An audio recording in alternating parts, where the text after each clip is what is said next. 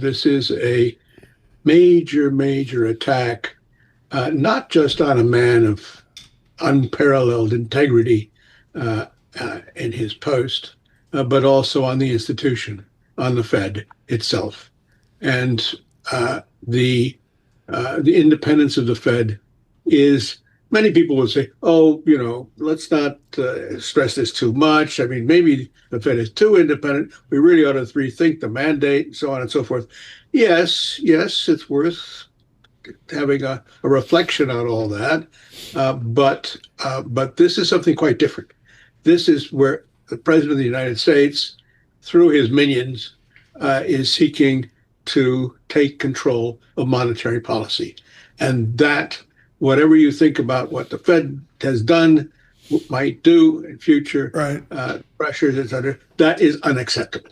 The key question for me, Professor Portis, is okay, we're here. And based on what we've seen the last X number of years with President Trump, he may get his way, et cetera. Is it repairable? Is your study across your exceptional career, is your study that the system and the American system can repair hurt and harm by one person? Thom, I think that's a very, very good question, because it goes to the heart of what we mean by trust, by reputation, and how those qualities can be squandered. And once reputation and trust are imperiled, are damaged, they're very, very hard to repair. So if the president were to have his way, then down the road, you would see, I think, a real deterioration in the way that monetary policy is run in the United States. And that has implications for us over here, for outside the United States, because of the effects of Fed policy on money markets throughout the world.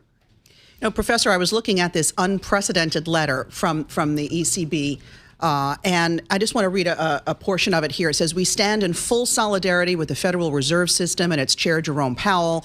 They go on to say that Powell has served with integrity, focused on his mandate, and an unwavering commitment to the public interest.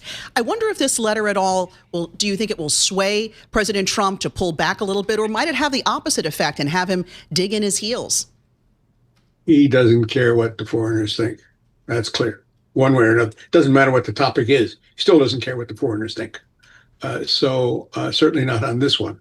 But it may affect views in the United States Senate, for example, which is quite important.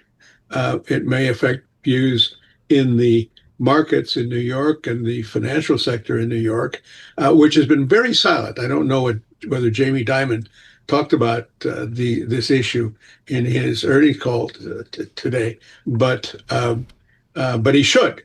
And where are these guys? They're scared. They're all scared. They're scared that Trump will take revenge against them. That's where we've got to.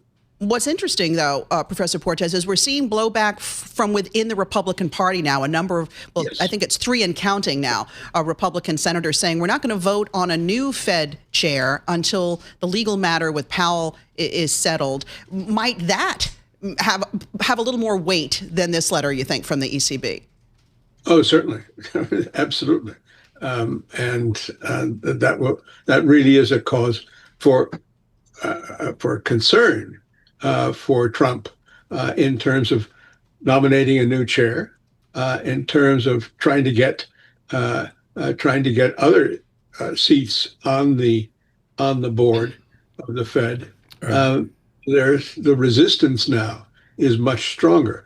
That said, you might think, if you were a member of the Federal Open Markets Committee, you might think that he might try to take revenge against you too, if you consistently vote against. Richard Portis, I got time for one more question. Lauren Goodwin's here, and we got to get to this CPI report, coming up here in 20 minutes. Professor Portis, as simple as I can, is the Trump moment transportable, translatable to a parliamentary system and a prime minister named Farage? Can the reach of Donald Trump reach over to a different form of democracy? Well, we had a central bank that was not independent at all, that took its marching orders from the UK Treasury up until the Blair government came in 1997. And the first thing that they did was establish the independence of the Bank of England in terms of monetary policy, the very first move that the Blair government took. And that has made a remarkable change. We had an inflationary boom at the end of the 80s, precisely because the Chancellor of the Exchequer, the finance minister at that time, wanted to have expansion. And so we had a very loose monetary policy. And guess what? We had this inflationary boom, and Right. consequently, we're not nice.